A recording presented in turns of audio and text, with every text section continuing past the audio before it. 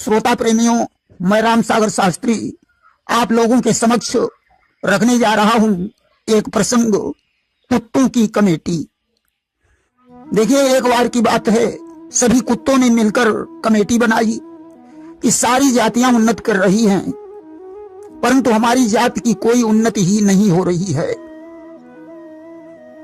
कि एक दिन इकट्ठे हो करके सब स्वान कमेटी जोरी है, उन्नति करती हर एक जाति, तुमने तो बिल्कुल बोरी है। क्या अन्य जातियों से हमारी तादाद कम है जो हम लोग मारे मारे घूमते हैं? कि क्या और जाति के लोगों से तादाद हमारी थोड़ी है?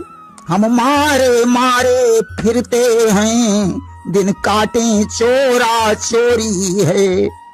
अन्य जातियों में कोई मंत्री है, कोई मुखिया है, कोई प्रधान है, परंतु हमारी जाति में कुछ भी नहीं है। हम कुत्ते के कुत्ते ही हैं। उस समय एक बूढ़ा कुत्ता उठकर खड़ा हो गया। उसने कहा, बहुत सुंदर विचार है, अपनी जाति में भी कोई ग्राम प्रधान होना चाहिए। उसके लिए कोई बढ़िया सा चिन्ह तैयार किया जाए ताकि जाति वाले पहचान सकें कि प्रधान जी आ रहे हैं।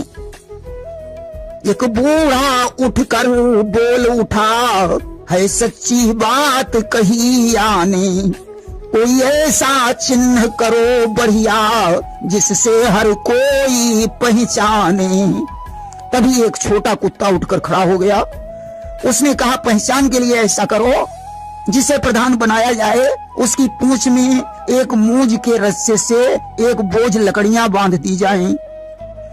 कि एक छोटा सान बोल उठा, तरकीब बताऊं मैं बढ़िया, एक मूंज का रस्सा ले आओ, दो बांध बोझ भर लाकड़िया। छोटे कुत्ते का विचार सभी को अच्छा लगा। आज तो एक मूंज का रस्सा मंगाकर एक कुत्ते की पूंछ में बोझ भर लकड़ियां बांध दी गई।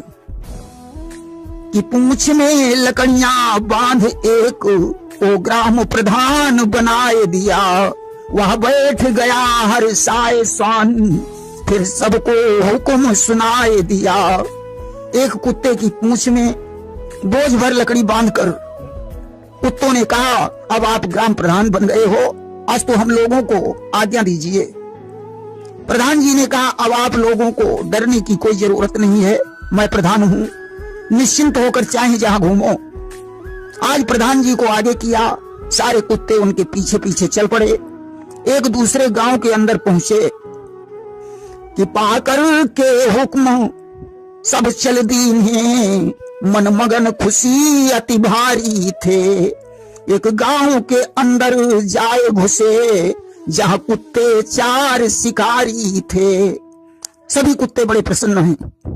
आज उस गांव में पहुंच गए जहां चार शिकारी कुत्ते रहते थे। अब तो उन कुत्तों ने ज्यों देखा भौंकना शुरू कर दिया। अब तो प्रधान जी के सहित सारे कुत्ते भाग खड़े हुए। कि जिन्हें देख बिचारे भाग उठे, वो तो दावे शत्रु पिछारी थे।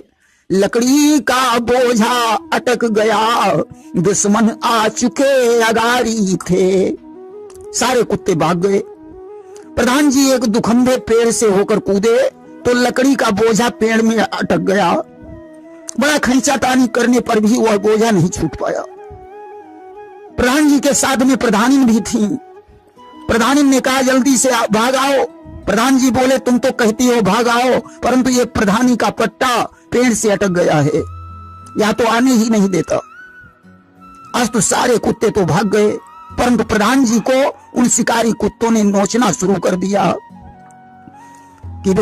कि सब शत्रु बदन से लिपट गए, घायल हो गया बेचारा है। जातीय ईर्ष्या को देखो, मित्रों बस यही इशारा है। आज कुत्तों ने नोच नोच कर प्रधान जी को घायल कर दिया। जैसे तैसे लकड़ी का बोझा छूट पाया। प्रधान जी जान बचाकर वापस लौटे। दोस्तों, आज जाति ही जाति को की उन्नति का बाधक है। अपनी ही जाति की बुराई कर रही है। अपनी ही जाति से ईर्ष्या कर रही है। संघीय शक्ति कलयुग में एकता में ही बल है। इसलिए संगठित रहें और सुरक्षित रहें। देखिए, एक बार अश्विनी कुमारों को इंद्र ने यज्ञ में भाग देने से इनकार कर दिया। उन्होंने उन्हें अछूत बताया। इस पर च्यवन ऋषि ने अश्विनी कुमारों को यज्ञ में भाग दिलवाया। उन्होंने कहा, अश्विनी कुमार तुम्हारी ही जाति के हैं, फिर अपमान क्यों कर रहे हो?